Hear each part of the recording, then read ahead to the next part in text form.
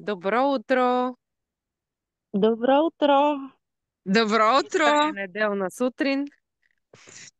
Здравейте! Здравейте, здравейте! С нощи, мислейки си за това, което днес ни предстои, попаднах на една много хубава притча, която тази сутрин, като се събудих, така ми завъртя мислите, че останах в леглото. И отварям очи по някое време, гледам часовника, времето се е извъртяло, викам си бисерка и идея ме чакат навън, аз тук се приспивам. И какво е това, което така ми завъртя мислите? Майката на Сократ много искала той да стане търговец, обаче той ставал много късно и тя поканила един учител, който да му даде урок, така че той да разбере защо трябва да става рано. Дошъл учителят и казал: виж сега, Сократе, птиците, които станат много рано, те успяват да ловят насекомите, които стават рано и да нахранят децата си. А птиците, които стават късно, остават гладни. Какъв е тук извода за теб? И Сократ, без много да му мисли, казал: насекомите, които стават рано, биват изяждани от птиците. Познайте, търговец ли е станал Сократ? Не.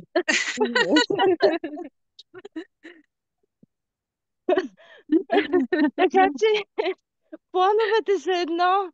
Мислихме, че ще бъде много хубава тема, темата за озарението. Вижте как ни грее слънцето. Тя наистина си е много хубава, обаче живота е това, което се случва, докато ние си кроим планове. Но темата за И за, озарението наистина е много хубава. за да не бъдеш изяден от търнобудните птици, не ставай толкова рано. Така че, как гледате вие на тази история с ранното ставане и добрите намерения? А, аз вече добре се справям с ранното ставане, само с ранното лягане не ми се получава. И с бисито си разменихме някоя и друга дума, докато те чакаме ти да се наслаждаваш на притчата и да си доспиваш. Стигнахме до извода, че единствения начин да продължим така както сме я захванали с ранното ставане е да почнем да имаме и ранно лягане, за да можем да имаме достатъчно сили, достатъчно озарение, което да личи и външно, тъй като вече почвам да наблюдавам турбички под очите, някакви други уморени сенчици по лицето и това трябва да бъде променено. Но за това пък сме три, за да си даваме обратни връзки, да си помагаме с различни идеи, да си ги обсъждаме и да си ги реализираме после. Така, И ето това с... го, огледалцето се появи една съпротива явно, която задържа мен в леглото, но Ама а, на нас ни стана ясно защо се случи това. За да може слънцето да се покаже над дърветата и сега и трите да сме озарени от слънцето, защото си говорихме за сиянието. Сиянието отвътре дава сиянието отвън. Идеята е да сме като слънцето, което няма никакви условия на кого да свети, кого да топли, дали да изгрее и така нататък. То просто става, изгрява, топли и гали и свети за всички. Петър Дънов казва, че света на духа е света на озарението. И колкото повече работим навътре, толкова по-видим резултат ще имаме и отвън. Така е. Ами не случайно казват на някои хора: ти грееш, ти си сияйна, ти си лъчезарна. А, а това е излъчване. Това е, това е просто вътрешна нагласа. А, и в този ред на мисли, а, в този ред на мисли, онова спокойствие, онова подреждане на деня даже, Добро утро. онова наслаждение на мига тук и сега. То е, ето и Танчето като каза, живота се случва точно тук и сега. А, ето сега ние в момента позабавихме темпото, осъзнахме някои неща и си правим сутрешната разходка. Просто я правим тук и сега. И вървя тук по алеята и правя едни завойчета и все гледам слънцето да ме огрява, защото ми е много приятно.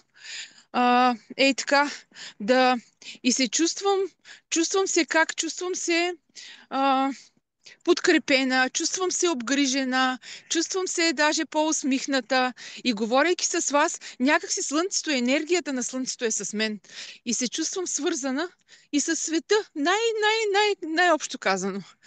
Така че такива мисли минават през мен. Даже позабавих и темпото, защото си търся ей така, шарената сянка, обаче е по-рехавата шарена сянка, където има повече слънчице. И имам досек със слънчицето. Аз също излязох сега на слънце и така се чувствам угаряна. И изведнъж ми дойде думата видяна, забелязана от слънцето.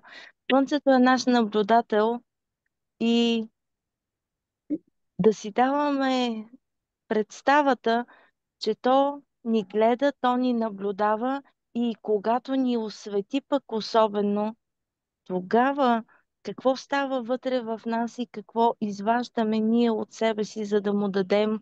И ето аз му давам на слънцето любов и радост, че е изгряло и че днес отново можем да сме в взаимодействие, взаимдействие с слънцето и да дарим хората с радостта и любовта, но как можем да го правим, ако не сме огрени от слънцето?